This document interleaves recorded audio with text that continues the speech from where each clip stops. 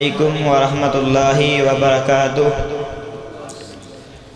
نحمده ونصلی علی رسولہ الکریم اما بعد فاعوذ باللہ من الشیطان الرجیم بسم اللہ الرحمن الرحیم الذین یقولون ربنا اخرجنا من هذه القرية الظالم اہلها واجعل لنا من لدنک ولیا وَاجْعَلْ لَنَا مِن لَّدُنْكَ نَصِيرًا۔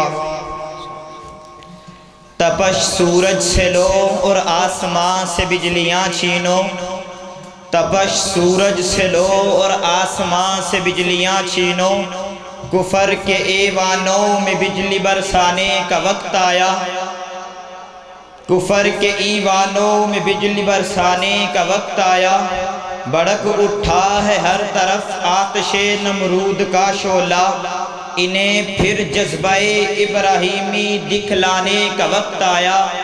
اٹھو صلاح الدین ایوبی کے فرزندو، اٹھو صلاح الدین ایوبی کے فرزندو، کہ اس غازی کی داستان کو دہرانے کا وقت آیا۔ سامعین ذی وقار، آپ کے علم میں یہ بات موجود ہے کہ آج کل اہل فلسطین اور غزہ کے اوپر ظلم و بربریت کے پہاڑوں کو توڑا جا رہا ہے۔ اسرائیل اور یہود اہل غزہ پر بمباری کر رہے ہیں، ان کے بچوں کو یتیم کیا جا رہا ہے، ماؤں بہنوں کے سروں سے دوپٹہ کھینچا جا رہا ہے، ان کے گھروں کو جلایا جا رہا ہے، اور اس کے باوجود کچھ ناعاقبت اندیش لوگ یہ باتیں کرتے ہوئے نظر آتے ہیں کہ اگر اہل فلسطین کے اندر اتنی طاقت اور اتنی قوت موجود نہیں تھی تو پھر انہوں نے اس جرت کا مظاہرہ کیوں کیا تھا۔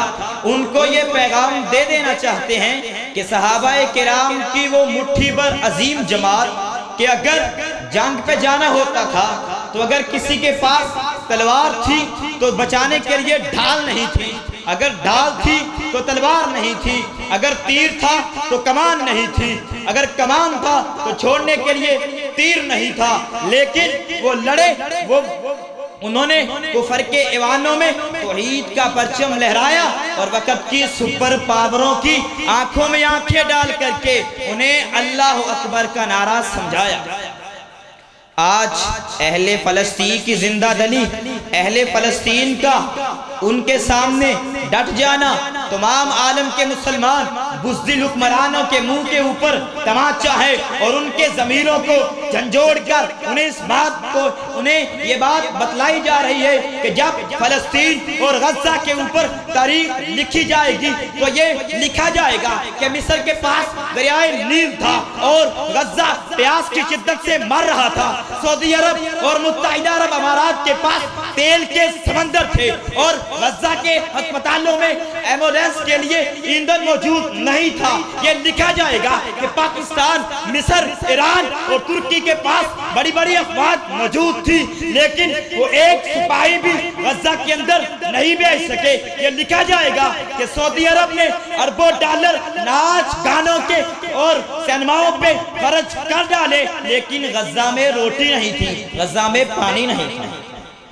یہ لکھا جائے گا کہ پاکستان اور دیگر اسلامی ممالک کے پاس ایٹمی قوت موجود تھی اور 57 اسلامی ممالک کا اتحاد ہونے کے باوجود ایک بوند تک ان کے پاس پانی نہیں پہنچ سکا۔ آج مسلمان حکمرانوں کو یہ بات سوچنی چاہیے کہ یہ کون سی سرزمین ہے۔ آج جذبہ فاروقی پیدا کرنا چاہیے۔ جذبہ فاروقی کیا تھا؟ جذبہ فاروقی کیا تھا؟ آج کے مسلمان حکمرانوں کو سیدنا عمر فاروق رضی اللہ تعالیٰ عنہ جیسی سیرت کو اپنانا چاہیے۔ کون فاروق؟ جو القدس یعنی فلسطین کے علاقے میں پہنچا، ایسے عالم میں پہنچا، اس کے کپڑے پھٹے ہوئے تھے، غلام سواری پر تھا، فاروق اس کو کھینچ رہا تھا۔ کلیسا کے متولی دیکھنے لگے کہ مسلمانوں کا امیر آیا ہے، کس حالت میں آیا ہے، اس کے کپڑے پھٹے ہوئے ہیں، غلام سواری پر ہے، فاروق اس کو کھینچ رہا ہے، حیران رہ گئے۔ کلین بردار چابی اٹھانے والے کو حکم دیا کہ اس پھٹے اور میلے کپڑوں والے فاروق کو بیت المقدس کی چابی کو تھما دو۔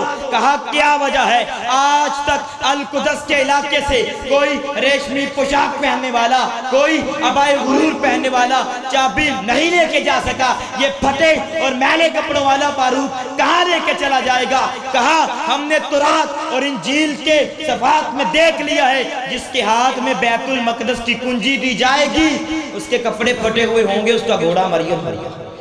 یہ تھی اس فاروق نے بیت المقدس کو آزاد کروایا تھا۔ آج کے مسلمان حکمران اپنی لڑائیوں میں مگن ہیں، وہ سیاست کی لڑائی ہو یا چاہے کوئی اور لڑائی ہو، لیکن غزہ ان کا ٹاپک نہیں ہے، یہ غزہ کو نہیں چھیڑتے۔ اگر تمام اسلامی ممالک اتحاد کر لے، پوری دنیا کے یہود مل کے بھی آ جائیں تو بھی ان کا مقابلہ نہیں کیا جا سکتا۔ اگر تصویر کا دوسرا رخ دیکھا جائے تو اہل غزہ کو ہماری مدد کی ضرورت نہیں ہے، وہ اپنی مدد آپ کے تحت ایک فلسطینی پتھر سے ٹینک کا مقابلہ کر رہا ہے، ان کے جوان، ان کے بوڑھے اور ان کے بچے کٹ رہے ہیں، ان کو ہماری مدد کی ضرورت نہیں ہے۔ وہ صرف ہمیں اپنا ایمان ہمیں اپنا ایمان بچانے کی ضرورت ہے، اور ہمیں جذبہ فاروقی پیدا کرنے کی ضرورت ہے۔ ہمیں کم من فیۃ قلیلۃ غلبت فیۃ کثیرۃ باذن اللہ کا مصداق بننا پڑے گا۔ ہمیں ان تنصروا اللہ ینصرکم ویثبت اقدامکم کا مصداق بننا پڑے گا، ورنہ دن حشر کو ہوگا یہ معلوم کہ جیتا کون اور ہارا کون۔ حشر کے دن سارے حساب ہو جائیں گے۔